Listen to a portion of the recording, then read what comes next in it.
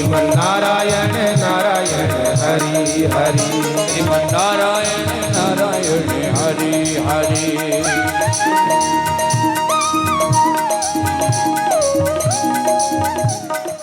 भगवान का नाम ले रहे हैं महाराज।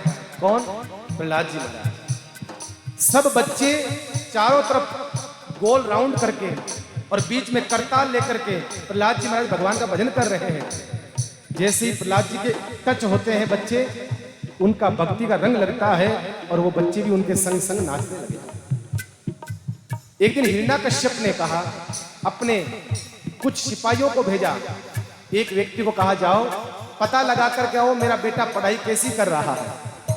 आया सिपाही, देखा, ओहो अट तो भगवान को नाम चले। अरे हिरण्याकश्यप के राज्य में भगवान विष्णु का नाम लिया जा रहा है। जाकर के रोकना चाहा, स्पर्श करा, जैसे स्पर्श करा करंट लगा, झटका लगा और वो भी उनके संग में श्रीमन्नारायण नारायण हरि हरि, श्रीमन्नारायण नारायण हरि हरि। तेरी लीला सबसे न्यारी न्यारी हरि हरि, तेरी लीला सबसे न्यारी न्यारी हरि हरि। नारायण नारायण हरि, श्रीमन्नारायण नारायण हरि हरि। जैसे ही स्पर्श करा उस सिपाही ने, वो भी उनके रंग में लग गया प्रहलाद जी के, वो भी भगवान का नाम लेने लग गया। 1 घंटा हो गया, वापस आया नहीं। हिरण्याकश्यप के वो गियो जो फाचू को नयो। एक सिपाही क्यों मैं जाऊं महाराज, हाँ को तो मैं जाना हूं, क्यों हाथ धो जा। अब जैसे ही महाराज वो सिपाही चला है, उसने क्या देखा, ओ हो सब लड़के राक्षसों के भगवान का भजन कर रहे हैं। एक सिपाही आया था पहले, वो भी भगवान का भजन कर रहा है। तुरंत जो है उसी समय उस सिपाही ने उस हाथ से पकड़ना चाहा, फिर लागियो झटको, आयो करंट, रंग लागियो और वही श्रीमन्नारायण नारायण हरि हरि, श्रीमन्नारायण नारायण हरि हरि।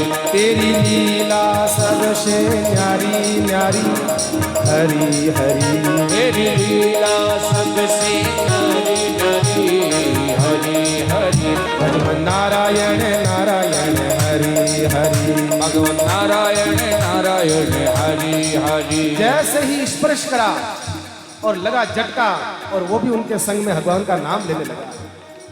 2 घंटे हो गए, जिसको भेजा वो भी वापस लौट करके नहीं आया। हिरण्याकश्यप से सिपाहियों ने कहा महाराज हम जाएं। हिरण्याकश्यप को नहीं, अब मैं खुद जाऊं। अब हिरण्याकश्यप जो है खुद चला है गुरुकुल की ओर। जैसे ही जाकर के देखा, ओ हो पूरे कुएं में महाराज भांग फूटी पड़ी है। सब के सब लोग भगवान विष्णु का नाम ले रहे हैं। क्रोध आया, गुस्सा आया, आकर के चिल्लाया है चलो। जैसे स्पर्श करा है, सब बालक भागे, कोई किधर भागा, कोई किधर भागा, कोई किधर भागा। उसी समय पकड़ लिया प्रहलाद को, घसीट के लाया है, घसीट के लाया और कहते हैं महाराज अरे प्रहलाद तू मेरे वंश में कैसे पैदा हो गया? रे तू कैसे पैदा हो गया? कहते हैं प्रहलाद को कई प्रकार से मरवाने का प्रयास करा, हाथी के पैरों के नीचे कुचलवाने का, सांपों दसवाने का, जहर पिलाने का, पहाड़ों से पटकने का, समुद्र में डुबाने का, जितने प्रयास थे सब कर लिए, लेकिन काम न बना, हार गया। क्योंकि जाको राके साइया मार सके ना कोई, बालन बांका कर सके जो जगदेरी, कोई नहीं मार सकता। रो रहा था, अब क्या करूं? उसी समय उसकी बहन आ गई जिसका नाम था शिहिका। उसकी बहन आई, ओहो हेलो माय डियर ब्रदर, कैसे हो? उदास कैसे हो? क्या हुआ? रो क्यों रहे हो? कहा बहन क्या बताऊं, मेरा ऐसा बेटा हुआ है, ऐसा बेटा हुआ है, मेरा नाम नहीं लेता है, मेरे दुष्ट शत्रु विष्णु का नाम लेता है। तू बता मैं क्या करूं? मरवाने के जितने हथकंडे थे सब अपना लिए, पर ये दुष्ट मरता ही नहीं है। पता नहीं कौन बचाने वाला है इसे, कौन बचाता है? तब शिहिका ने, होलिका ने कहा चिंता न करो, एक उपाय मेरे पास है, आपको तो मैं इसका काम तमाम कर दूं।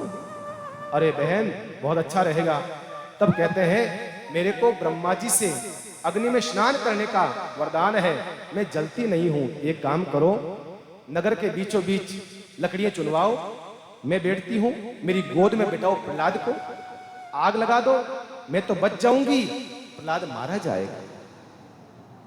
जैसे ही बात कही हिरण्यकश्यप के ओ हो मारी बहन पहले कट घी प्रीत हुए इतनी मोड़ी आई, आओ आओ आओ। और महाराज नगर के बीचों बीच लकड़ियां चुनवाई गई, लकड़ियों के ऊपर बिठाया होलिका को। होलिका ने प्रहलाद से कहा आओ बेटा मेरी गोद में बैठो, लाड करती हूं तेरा। और जैसे ही बिठा करके लाड करना चाहा और कहा फिर महाराज अग्नि लगाओ। अग्नि जलना शुरू हुई, देखते ही देखते लकड़ियां जलने लगी, लकड़ियां जलते जलते सिंह का मतलब होली का जलने लगी और कहते हैं जल करके राख हो गई। क्या देखा प्रहलाद जी महाराज भगवान का नाम ले रहे हैं बैठे बैठे, महाराज भगवान ने बचा लिया उनको, फिर बच गए। जैसे ही प्रहलाद जी बचे तुरंत हाथ पकड़ लिया प्रहलाद का, हिरण्यकश्यप ने हाथ पकड़ के घसीट करके लेकर के आया है राजसभा के अंदर। महाराज बता तुझे कौन बचाने वाला है, बोल बोलो बच्चे, हाँ बोलो।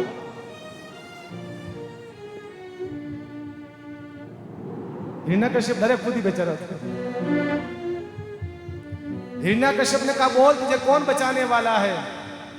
प्रहलाद जी ने कहा अरे पिताजी बचाने वाला, अरे पिताजी मारने वाले से बचाने वाला बड़ा होता है। कहाँ है वो, मुझे बता कहाँ है। तब प्रहलाद ने कहा पिताजी प्रश्न ही गलत है, ऐसा पूछो कहाँ नहीं है। अरे सब जगह है मेरा साईया, खाली घट रहा न कोई, सब जगह बैठा है मेरा परमात्मा, आपका प्रश्न ही गलत है। तब कहते हैं क्या तुझ में है, आंगली का इशारा करा, तेरे अंदर है। प्रहलाद ने कहा हाँ मेरे अंदर भी है। कहा मेरे अंदर है, कहा हाँ आपके अंदर भी है पिताजी। कहा इस तलवार में है, कहा हाँ इस तलवार में भी है।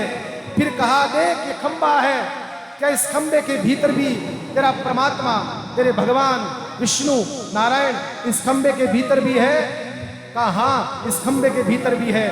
हिरण्यकश्यप गया, जाकर तलवार से उस खंबे पर प्रहार करना चाहा, भगवान प्रकट होते हैं उसके भीतर से। महाराज जैसे प्रकट होते हैं भगवान ने आकर के महाराज हिरण्यकश्यप को भगवान पकड़ लेते हैं। हिरण्यकश्यप ने भगवान को पकड़ा है, दोनों युद्ध करने लगे हैं महाराज, दोनों हाथों से मर्द युद्ध कर रहे हैं, दोनों हाथों से कभी वो उसको धक्का देता है, कभी वो उसको धक्का देता है। महाराज ऐसे करते करते देवता लोग आकाश से दुमदुमी बजा रहे हैं, भगवान से कह रहे हैं भगवान इस दुष्ट को बचाओ मत, जल्दी से उद्धार करो इसका। महाराज भगवान ने पकड़ लिया उसको, पकड़ करके भगवान बैठ गए हैं। भगवान दरवाजे के बीचों बीच बैठ जाते हैं भगवान और अपने घुटनों पर ले लेते हैं भगवान। जैसे ही बैठे हैं घुटनों पर लिया है और कहते हैं अब महाराज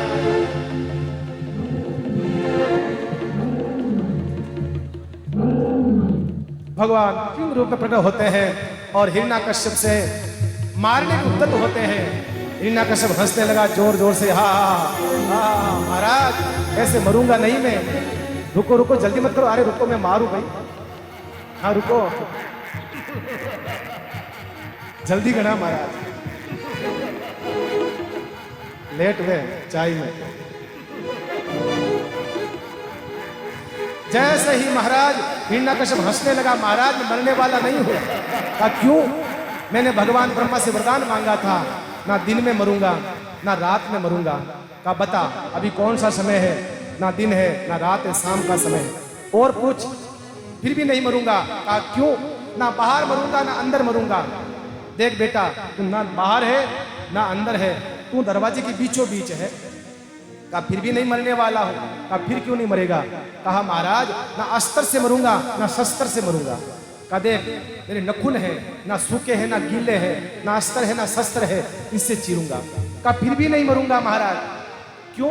कहा ना तो मैं राक्षसों से मरता हूं ना पशुओं से ना इंसानों से, मैं कौन हूं, ना इंसान हूं ना पशु हूं। फिर कहा फिर भी नहीं मरने वाला हूं महाराज। कहा क्यों नहीं मरने वाला है। तब कहते हैं मैंने ब्रह्मा जी से वरदान मांगा था, ब्रह्मा के बनाए हुए 12 महीने में मरूंगा नहीं। तब भगवान विष्णु ने कहा बेटा पर्सनल तेरे लिए 13वां महीना अधिक मास बनाया है, चिंता ना कर। ये पुरुषोत्तम महीना अधिक मास सिर्फ तेरे लिए बनाया है। और बोल, और कुछ बाकी है? मरने के सारे दरवाजे महाराज बंद हो जाते हैं। उसने विचार करा, लेकिन भगवान खोल देता है। उसी समय भगवान ने अपने तीखे नखुनों से चीरा है पेट को और उद्धार करा है हिरण्यकश्यप का। बोल नरसिंह भगवान की। नारायण भगवान ने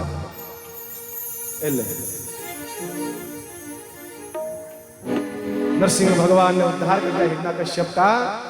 प्रहलाद जी महाराज सामने खड़े थे।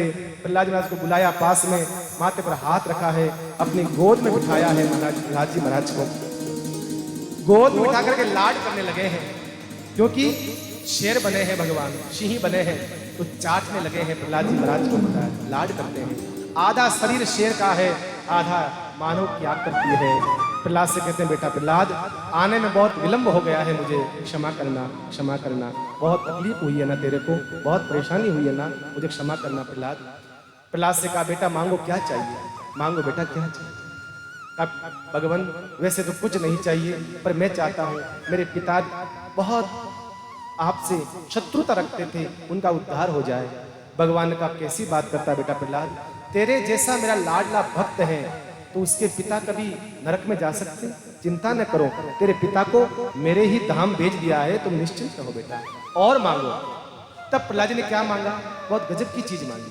प्रहलाद जी ने कहा, महाराज देना चाहते हो ना, एक चीज दो। कहा क्या? कहा कि मेरे मन में मांगने का भाव कभी जिंदगी में उत्पन्न ही ना हो। ये वरदान मांगा है कि मेरे जीवन में कभी मांगने की इच्छा ना हो, बस ये वरदान दे दीजिए, और कुछ नहीं देता, और कुछ नहीं चाहिए। इस प्रकार से कहते हैं प्रहलाद जी को ये वरदान दिया है। प्रहलाद जी राज्य सत्ता सौंपी है, भगवान वहां से अंतर्ध्यान हो जाते हैं। ये महाराज सुखदेव जी ने परीक्षित को हिरण्यकश्यप के उद्धार का प्रसंग सुनाया है। उसके बाद में कर्मयोग का वर्णन आया है। उसके बाद 4 आश्रमों का वर्णन आता है महाराज, 4 प्रकार के आश्रम। सबसे पहला ब्रह्मचारी आश्रम, उसके बाद में गृहस्थ आश्रम। पधारो बाबू जी, डर लगे, बेगा जाओ।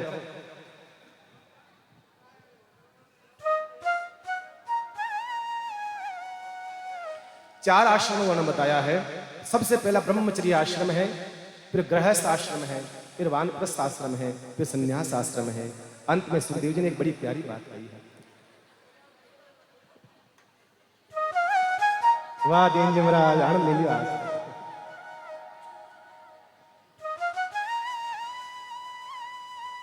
महाराज 4 आश्रमों में सुखदेव जी महाराज ने कहा, देखो परीक्षित, सबसे ऊंचा आश्रम अगर कोई है तो वह है गृहस्थ आश्रम।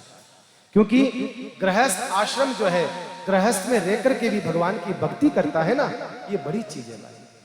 संन्यास ले लेना, संसार छोड़ के मुक्त हो जाना, जंगलों में जाकर के भगवान का भजन करना, उससे बड़ा गृहस्थ आश्रम है। संसार के बीच में रहना, संसार के व्यवहार को निभाना, फिर भगवान की सेवा करना, संतों की सेवा करना, परिवार की सेवा करना, ये सबसे बड़ा आश्रम है। इसलिए गृहस्थ आश्रमों परम धर्म, गृहस्थ आश्रम को परम धर्म बताया है यहाँ भागवत के 7वें स्कंद के विश्राम के समय।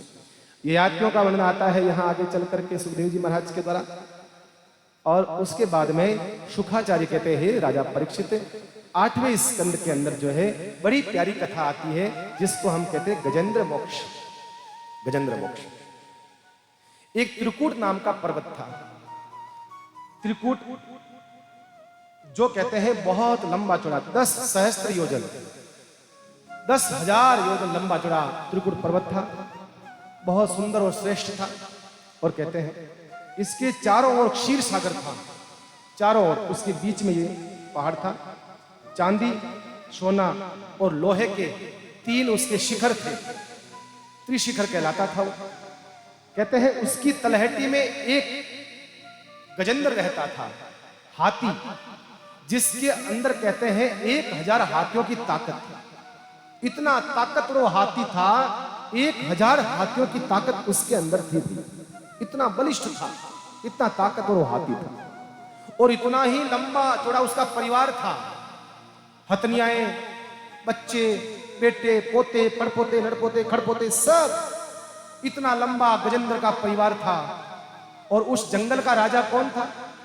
हालांकि जंगल का राजा शेर होता है, पर उस जंगल का राजा हाथी था जिसका नाम गजेंद्र था। जब वो निकलता था रास्ते से, सब पक्षी पशु झुक करके उसे प्रणाम करते थे, डरते थे, घबराते थे, थर थर कांपते थे, क्योंकि इतना बलिष्ठ था वो हाथी, अहंकार से भरा हुआ चलता था। एक बार की बात है, परीक्षित वह सरोवर में स्नान करने आया है। जैसे ही सरोवर में स्नान करने आया है, स्नान कर रहा था, अपनी पत्नियों के संग, अपने बच्चों के संग अटखेलियां करता है, पानी डाल रहा है, कभी किस पत्नी पर, कभी किस बच्चे पर, ऐसे अटखेलियां करने लगा वो हाथी। करते करते घंटों बीत गए, घंटों बीत गए। भैया, अति तो अति होती है, चाहे किसी भी चीज में हो, अति तो अति ही होती है। स्नान कर लेता 5-15 मिनट, आधा घंटा, 1 घंटे में तो कोई समस्या ही नहीं होती, पर वो तो घंटों घंटों स्नान कर रहा है। अब इससे क्या हो रहा है, जो जलचर, जल में रहने वाले जीव है, उनको तकलीफ हो रही है। उसको इस बात का पता नहीं था, उसको तो अहंकार था, मुझे कौन कहने वाला, मुझे कौन, किसकी ताकत है मुझे कुछ कह सके। लेकिन भैया, कभी न कभी शेर को सवा शेर मिल ही जाता है। हाथी को अहंकार था। एक मगरमच्छ रहता था जिसको ग्राह कहते हैं, मगरमच्छ ने आकर के हाथी का पकड़ लिया पेट। ध्यान रखना मेरे भाई, हमें पता ही नहीं चलता है कब काल ने हमारा पैर पकड़ लिया, हमें भरोसा नहीं चलता। जैसे ही पैर पकड़ा है, हाथी ने क्या सोचा, होगा कोई छोटा मोटा जीव, अभी छुड़वा लूंगा, अभी कर लूंगा मैं सब ठीक। खींचने लगा अपने पैर को, लेकिन कहते हैं खींचा नहीं पाया, परेशान हो गया। 5 मिनट, 10 मिनट, आधा घंटा, 1 घंटा हो गया, पर हाथी अपने पैर उठा नहीं सका। धीरे धीरे वो मगरमच्छ अंदर की ओर ले जा रहा था हाथी। पानी का जीव, पानी में तो ताकत बनती है, अंदर खींच रहा था, हाथी अंदर जा रहा था। अपनी पत्नियों से कहा, अरे अरे सुनते हो, जरा मुझे बचाओ। पत्नियां आई, थून में सूंड मिला करके महाराज खींचने लगी। बहुत प्रयास करा, लेकिन सफलता नहीं मिली। अपने बच्चों को बुलाया, अपने पोतों को, पड़पोतों को, सब ने कहते हैं थून में थून मिला करके खींचना चाहा, कहते हैं बचा न पाए। हाथी तो जाला जा रहा है, चला जा रहा है, चला जा रहा है, चला जा रहा है। अंत में हाथियों ने छोड़ दिया, बच्चों ने छोड़ दिया, जाओ।